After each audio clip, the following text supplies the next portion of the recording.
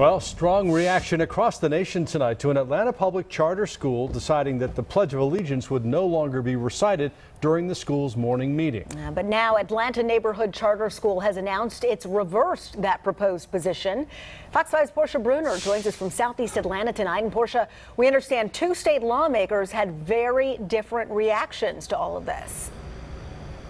Yes, indeed. One is the Speaker of the House, David Ralston, who said he was appalled and very disappointed when he heard that the Atlanta Neighborhood Charter School would no longer recite the pledge during the morning assembly meeting and would instead wait to do it later in the day. But another state lawmaker who actually has two children here says this was a big misunderstanding and not intended to disrespect the pledge. How did one charter school in the middle of Atlanta's Grant Park become the center of attention and scorn in just a matter of days? It all comes down to the Pledge of Allegiance and when and where students here could say it.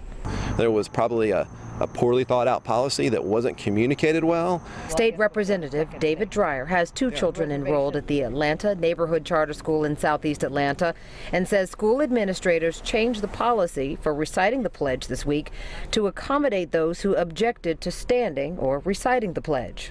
In fact, I think there were a couple administrators and a few teachers that thought they were trying to be helpful by doing this, but it wasn't discussed with the board of directors. No one knew about it. Elementary school principal Laura Zelsky notified parents in a statement on the school's website that the pledge would no longer be recited during the morning meeting, but could be recited later during the day in a classroom.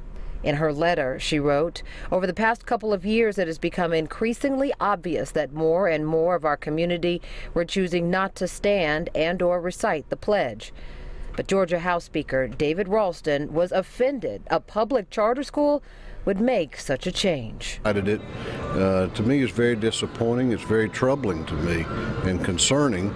If the school is going to accept funding, public funding, then I think they have an obligation to at least have dialogue with the community. By the end of the business day Thursday, and after some national scorn on social media, the charter school's board president issued a new statement citing a miscommunication and said starting next week, we will return to our original format and provide our students with the opportunity to recite the pledge during the all-school morning meeting. Today, I mean, I know symbols are very important to people, but this wasn't taking away the Pledge of Allegiance. I don't believe it was disrespecting the United States or the state of Georgia.